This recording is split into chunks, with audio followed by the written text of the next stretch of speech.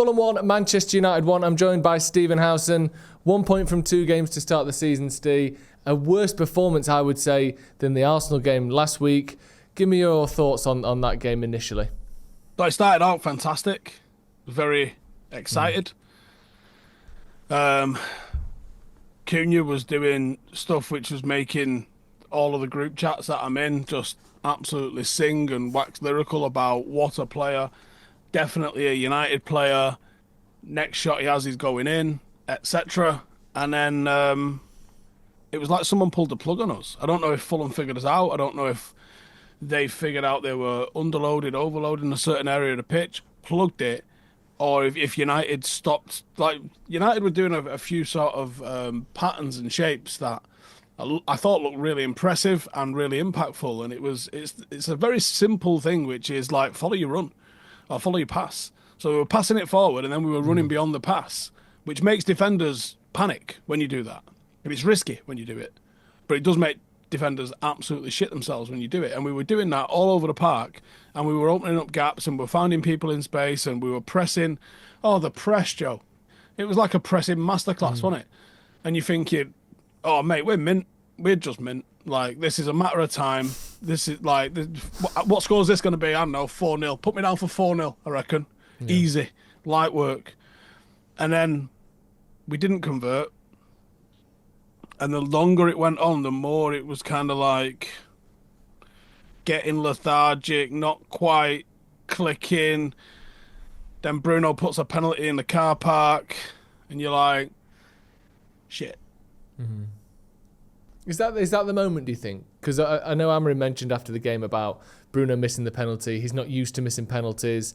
I know he's got a bit of a tendency to get hot-headed, especially when things aren't going his way. Was that a moment where, because we were saying on the watch-along, it's 0-0, but it feels like we're losing because we missed that penalty. Do you think that was the moment where things changed against us? Possibly. There was a couple of minutes after that, 4 or 5 minutes maybe after that, where he's got the ball sort of left centre-half position, I don't know if you remember this, and he's not checked his shoulder, and he's just been pickpocketed with the ball. And it felt from then, you got that last-minute Bruno for the next hour. I mean, Amorim, like I said, he mentioned about the pressure and the weight and all that with him. We know that at times he needs to sort of let other people do the work as well. It's not just about him trying to win us the game. And obviously, when you miss a penalty, you want to kind of make up to your teammates. But how long do you think it's just a matter of time? Do you think it's a process of him trusting the likes of Cunha, who can do things that, you know, Bruno can do as well? He's been so used to being in a team where if he doesn't do it, who's really going to? Or do you just think it's a flaw with his sort of personality almost in his play style, that the worse things get, the more that he thinks it's on him to fix things? Do you think he will change as time goes on? No, he's nearly 30. I think he probably only got to the level he got to because of having that sort of fuck it, I'll do it myself sort of mentality, which is an incredible trait to have when you've got that X factor in you. And throughout his entire career, he's shown the ability to be able to grab. Do you know when people used to say, Pogba's played well, but he didn't really grab the game by the scruff of the neck, did he? Bruno's had how many matches in his Manchester United career in a fucking headlock? Like, that's literally what he does. You know, we can't criticise one player for never getting the game by the scruff of the neck and then one player by only handling the game by the scruff of the neck. Like, it don't really work like that, does it? He can be emotional. He can be a little bit... It's weird because I'd call it selfish, but it's selfish in a way that's trying to get the team back on top. But it isn't playing to plan, which I think would be fair to say. Possibly to the detriment of the team. I was watching the game today, and I mentioned this in our review, and I want your sort of thoughts on it. First of all, do you agree? And if you do, why do you think it's happening? That for us to get the ball from our defence or our goalkeeper to the edge of their 18-yard box is such a struggle. It's switches of play, it's battles, hard duels, it's having to win a bounce here and there and get the ball. For them to do it, it's a couple of passes on the edge of their box, a midfielder sort of runs 35 yards with it, then they lay it off to the winger and they're there. Does it feel to you like we have to put so much work in to do things that the opposition seems to be able to do, not at will, because I don't think Fulham were that good, but to say we've got better players and a better team, how come everything seems so difficult for us, especially as the game went on? Well, Arsenal didn't do that to us last week, did they? No, they didn't. They didn't. Why? I don't know. Why do you think? I think we respected Arsenal more. And I feel like the lineup alone suggests that. You played Delot instead of, and I think Delot was at fault for their goal, but when you play Delot has a certain mentality that Ahmad doesn't have. Ahmad's a winger, and you tell him he's right wing back, he's like, I only heard the wing part of what you just said. You put Delot there, and he only hears the back part of what you just said. So you get a completely different characteristic of a team by playing two different individuals in the same position, probably with the same instructions. Against Arsenal, we start Delot, and you end up with like a lopsided 4-2-4 almost. And he's thinking about defence first. Ahmad's thinking about offence first. And I think the number one flaw that I see, and this isn't me coaching at the absolute pinnacle of fucking level 12 of English football, is not getting some unique insight into this. I think everybody that's watching this and United can see this. We are very open. We rely on an extremely aggressive press, which when it works is sensational. And when it doesn't, they end up on the edge of our box in about 0.4 of a second. And I think that's my number one sort of issue with this formation. I don't like that both the midfielders press when we lose the ball. When you've got that sort of rest defence of the five players, your 2 6s and your back three, I quite like that to be a compact unit. I could make the case that it's a principle of football, by and large, that you need pressure on the ball. But pressure and pressing are not the same things. I can go and close you down. And the first D of defending is delay, right?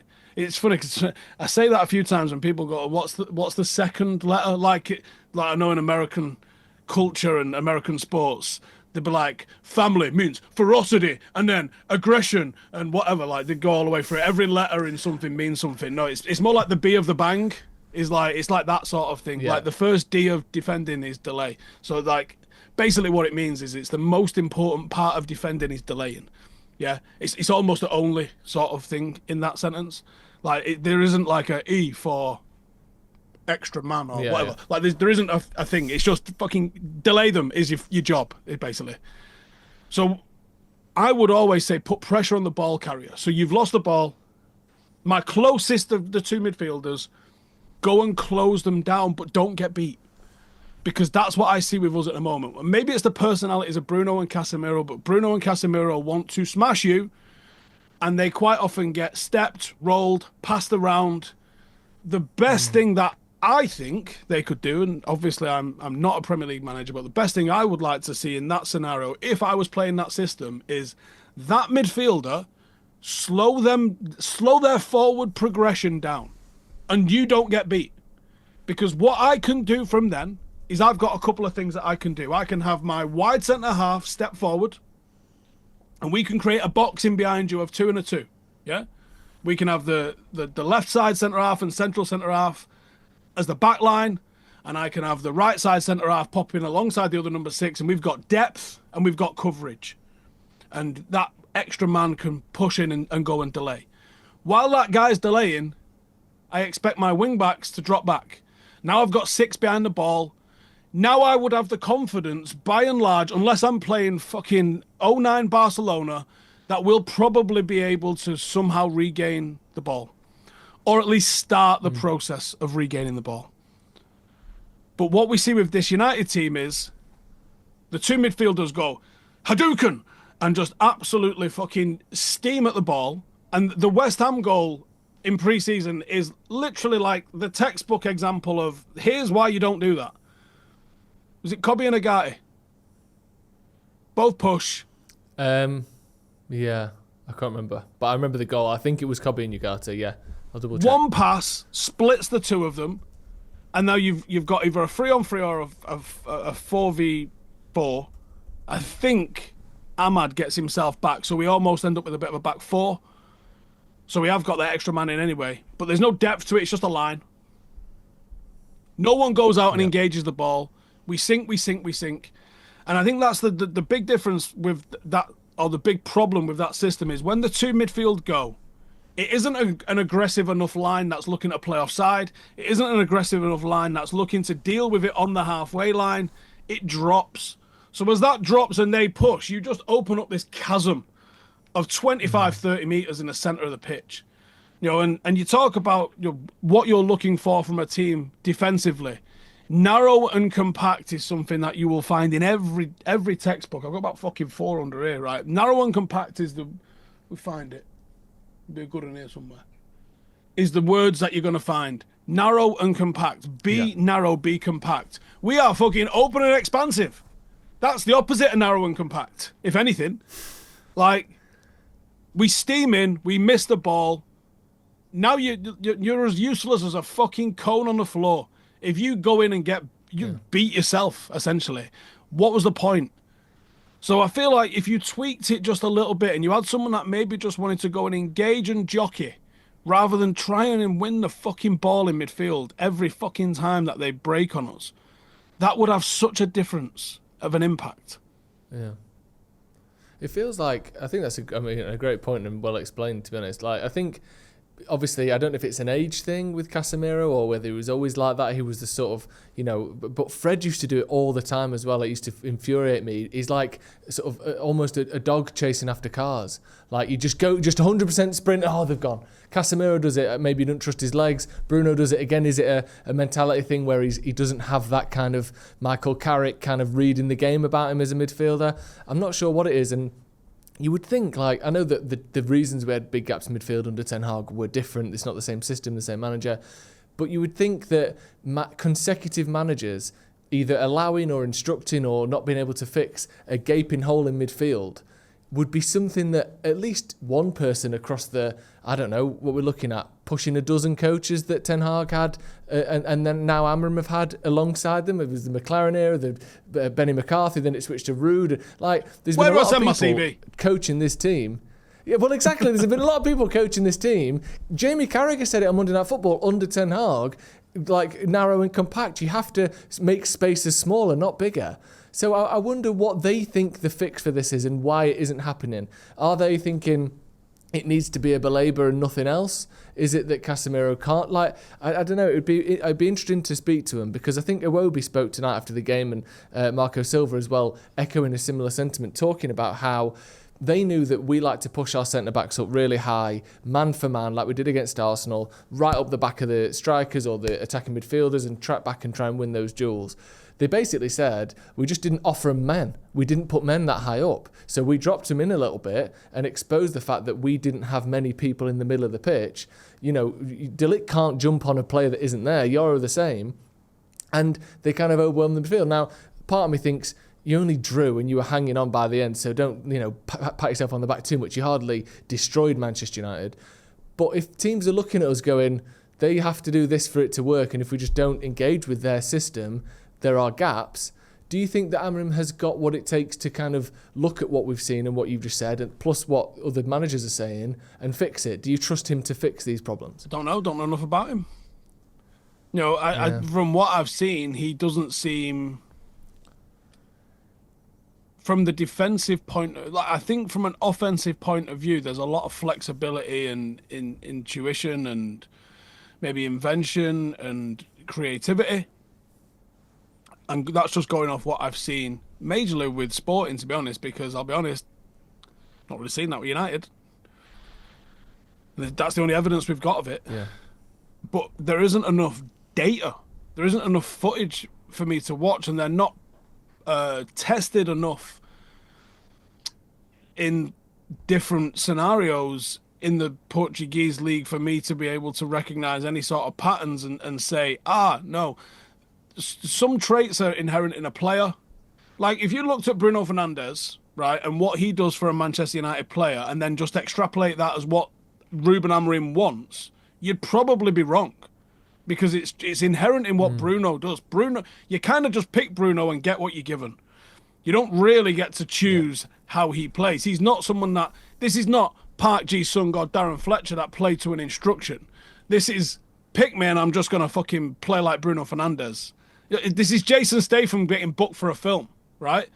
Do not expect range. You're getting Jason Statham with a new storyline, right? That's it. And a different suit, but it's still black and the tie is fucking black as well, right? So I think trying to extrapolate how his sporting team played without knowing what the instructions were. And again, I go back to why I asked him the question that I asked him in pre-season. Because I want to fucking know. Like, I want to do my job better of analysing the games and understanding what we're trying to do by understanding what he's trying to fucking do. And all right, I got a great answer. I still don't really understand. It's just concerning, isn't it? You watch him and you think, like you said, the first 10 minutes was so good. If we'd have got a goal or two in that time when we could have done, or maybe we got one there with the one that hit the post, then Cunha the ball over the top. If that goes in, it's probably game over. We're all sort of celebrating going on to the next game with the exact same performance. But as it stands, 1 point from 2 games. If it had been the other way round, if it had started the way it finished and finished the way it started, you'd be in a better mood. But because it deteriorated rather than improved, you come here with that mood. And that's the top and bottom of it. The result is the same. The result was even. And actually, if you can be objective about it, we had a time on top, they had a time on top. The XG is about even-ish. I think they just edged it. Ultimately, it was a fucking drawing game. Yeah, it was. Just lastly then, to try and potentially end on a positive, you'll have to let me know what you think. The fact that we did see those first few minutes there, the fact that we did see a lot of good signs last week, do you think, obviously, we're not going to go from being 15th to 1st or 2nd or probably 3rd, 4th or 5th. Do you see signs of positivity? Do you have some things you can cling on to where you think, if this keeps improving, we'll be all right? Or are you sort of panicking and worried how you were last season? I think we are better. I know we've scored 1 goal in 2 games and it was from a corner. But I do think we're better going forward, right? And I know, so against Arsenal, I said lump on both teams to score because I see that there's going to be really high-scoring games.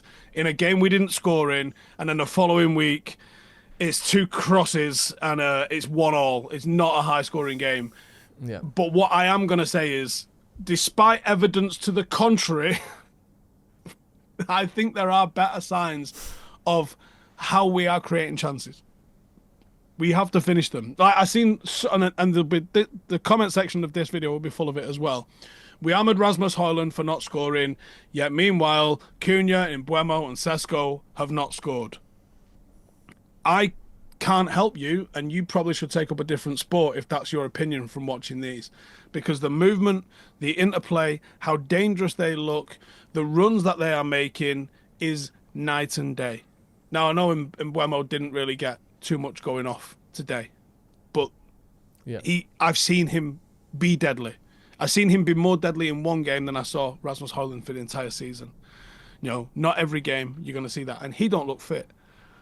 Weirdly and annoyingly, I think United stopped playing with the Mount and Ahmad substitutions. And I think when Delo came on, he didn't play particularly well. I don't think Sesko played badly. I liked the movements he was making. For me, still looked more lively, more likely than Højlund did, despite I don't think he got a single shot off. Which some people will just go, duh, see, didn't get a shot off. Therefore, exactly the same as Højlund. It's just not the case in the slightest. What I would like to see before I can say that we have definitely turned a corner in terms of being more of a threat going forward is Benjamin Sesko starting a game. And it might take 2 or 3 weeks for him to figure it out. It might take 2 or 3 weeks for him to be fit, and it's probably the reason why we haven't seen him. Because if you've got a brand new striker on the bench, I'm sure you want to use him. I'm sure every cell in Ruben Amorim's body is going, put the fucking striker on. So for him to have not, there has to be a reason, I believe. Because he even said it in the, I think Sky had a thing with him before the game where he said, Benjamin's going to be our number 9, but there's work he has to do beforehand. I think he's alluding to fitness and stuff. So obviously he's going to play him. Maybe we're not going to see the best of us until then, but But Ruben Amorim has got a problem. At the moment, he ain't winning enough games to stay as Manchester United manager. He's going to need to win some games to be able to stick around as Manchester United manager. Because right now the record is just entirely not good enough. Yeah, absolutely. Right. Cheers, Steve. Thank you for joining us. Thank you for joining at home as well. Fulham 1, Manchester United 1. We'll see you in a bit.